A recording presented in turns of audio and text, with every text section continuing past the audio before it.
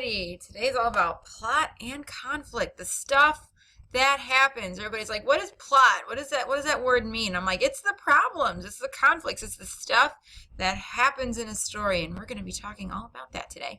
And Malcolm the Moose, isn't he cute? Look at those little horns. Malcolm the Moose is going to be helping us through our journey involving plot and conflict. So let's get started. All right, well, why should I care? So, I don't mean to, sound sarcastic here, but if you don't have a plot, nothing's going to happen in the story. Do you want a boring story with no conflict? Of course not. I mean, that would be very, very dull. You don't go to the movies and pay to just watch somebody sit still and smile. Like, that's not how stories work. So what I'm going to go ahead and show you first, I know this is a lot. This is your note page. This is everything we're going to be going over in the next couple of slides. So pause the slide right now, write all of this down, and once you're finished, press play, and you can watch the rest of the slideshow. All right, so here we are in this lovely forest. Isn't it beautiful? Here's Malcolm. There he is. Isn't he just the cutest little moose you ever saw? Oh my gosh, and there's a little owl and a little fox.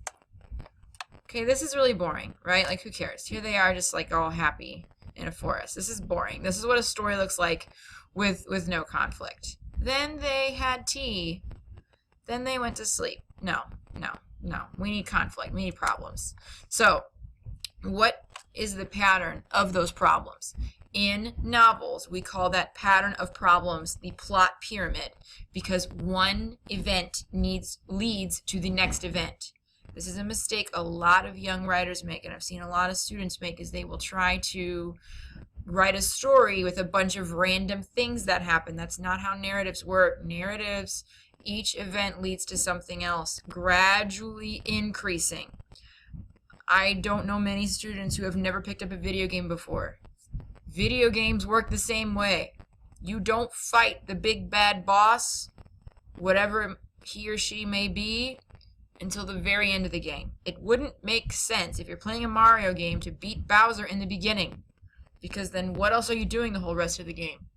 You are trying to get Bowser throughout. So the one event leads to the next event, leads to the next event, leads to the next event until you hit the climax. Okay? Exposition, rising action, climax, falling action, resolution. Okay? Now, each one of these problems, one problem leading to the next, all of these individual little problems that make up the plot pyramid, they're called conflicts. And there are different types of conflicts that can keep that plot going up. Most stories, I'm going to say everyone you're reading right now as a student, when you were a little kid, maybe you had stuff with just one conflict. But right now, everything that you're reading is going to have more than one type of conflict. They include character versus character, character versus nature, character versus self, character versus society, character versus technology, and character versus supernatural elements or deities, which means gods. Character versus character. So that is when one character is fighting another character. It could be with words or weapons. So here we have the fox saying something foul to Malcolm, whereas Malcolm has broke out his nunchucks. This is an example of character versus character. Character versus nature. That's when a problem in nature is trying to stop the character from reaching his or her goals. So here's Malcolm in his happy forest, but oh no, there's a lightning storm. And a fire. There's a forest fire, right? So these are natural elements of nature. They're trying to stop the character in some way in the story. Character versus self. Most stories you read, especially those coming of age stories, are going to have this type of conflict where there's something going on inside the character that's stopping him or her from reaching his goals or defeating the problems. He's or she is, for some reason, convinced that he or she is not good enough and can't do it.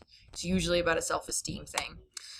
So like Malcolm, maybe he doesn't know who he is. Maybe he's confused about his place in the world. Maybe he feels like life is pointless. Why can't I do anything right? Poor little moose. Why do I always fail? What is my purpose? So if Malcolm is going to succeed in this story, he's going to have to overcome these feelings. Character versus society. This is when the character is being stopped by the rules of a group. That doesn't necessarily mean like rules written down by the government and enforced by police. Sometimes it's just unwritten rules of a society. For example, there is no law saying I can't walk around with underwear on my head, but if I did that every day, I probably wouldn't have many friends. So that's character versus society. So here's Malcolm. And he wants to wear a hat because why not, right? He's a moose. It's a fabulous fedora. But unfortunately, the other woodland creatures don't like that Malcolm has decided to wear a hat. Animals are not supposed to wear hats. So the animal police come and get him. And all the other people in the forest trying to get him too. It's a horrible story. This is character versus society, right? He broke a rule in society by wearing the hat. And now society is going to punish him for that. Lots of books have character versus society elements. If you've read The Giver, that's a really classic young adult one. Character versus technology, one of my personal favorites. This is when things that are outside of usually the character's immediate understanding are battling that character. Like robots and spaceships. You know, all kinds of cool stuff. Character versus supernatural and deities. This is like ghosts, gods, other things that are usually beyond the character's understanding or control. So there's Zeus. So if you've read the Percy Jackson books, obviously there's a lot of god combat in that.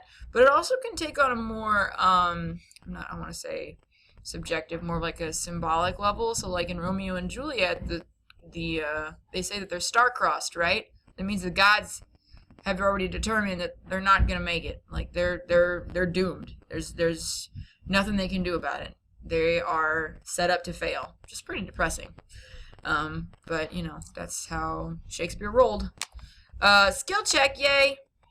So go ahead and answer these 5 questions and get that turned in. So I'm making sure that you're watching these videos and understanding them. Reach out if you have any questions. Bye bye.